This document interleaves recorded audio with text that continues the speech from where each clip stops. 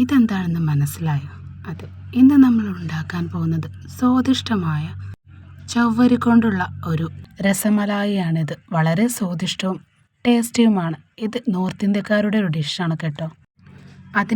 ഇതിലേക്ക് വേണ്ട സാധനം എന്ന് പറയുന്നത് തന്നെ സാബൂനരി, ചവ്വരി എന്ന് പറയും.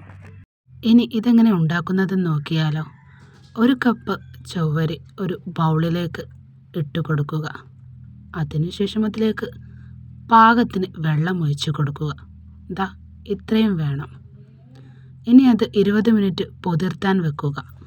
ഇനി 20 മിനിറ്റ് കഴിഞ്ഞതിന് ശേഷം ആ സാബൂനരിയിലെ വെള്ളം ഒഴിവാക്കി അത് മിക്സിയുടെ ജാറിലേക്ക് ഇട്ട് കൊടുക്കുക. ഇനി അതിലേക്ക് 2 ടേബിൾ സ്പൂൺ പാൽപ്പൊടിയും കുറച്ച് പഞ്ചസാരയും ചേർത്ത് ജാറിലേക്ക് ഇട്ട് കൊടുക്കുക. പഞ്ചസാര എടുക്കുന്നത് ഷൂട്ട് ചെയ്യാൻ മറന്നുപോയി, അതുകൊണ്ടാണ് കാണാത്തത് കേട്ടോ. ഇനി മിക്സിയിൽ ഇതുപോലെ അടിച്ചെടുക്കണം. നന്നായി അരച്ചെടുക്കരുത്.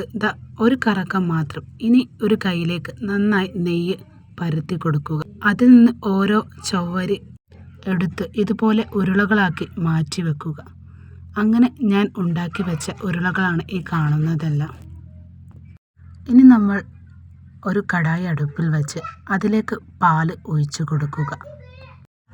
ഞാനിതിലേക്ക് 2 കപ്പ് പാലെങ്കിലും ഒഴിച്ചു കൊടുത്തത്. ഇനി നിങ്ങളുടെ ആവശ്യത്തിനനുസരണം പഞ്ചസാര ഇതിലേക്ക് ചേർത്ത് കൊടുക്കുക. നന്നായിട്ട് ഇളക്കി കൊടുക്കുക. പാല് നന്നായിട്ട് തിളക്കുന്നത് വരെ നന്നായി ഇളക്കിക്കൊണ്ടേയിരിക്കുക. തിളച്ചതിന് ശേഷം നമ്മൾ ഉണ്ടാക്കി വച്ചിരുന്ന ചെറിയ ഉരുളകൾ ഓരോന്നായിട്ട് ഇതിലേക്ക് ഇട്ട് കൊടുക്കുക. നന്നായി ഇളക്കി കൊടുക്കുക. ഇപ്പോൾ ചവ്വരിയുടെ ഉരുളകൾ നന്നായി തന്നെ വെന്തിട്ടുണ്ട്. വെന്ത് വന്നാൽ ഇതുപോലെ തന്നെ ഇരിക്കും അത് കാണാൻ. ഇനി ഇതിലേക്ക് നമുക്ക് പഞ്ചസാര പൊടിച്ചതും ഏലക്കായും പൊടിച്ചതും ചേർത്ത് കൊടുക്കാം.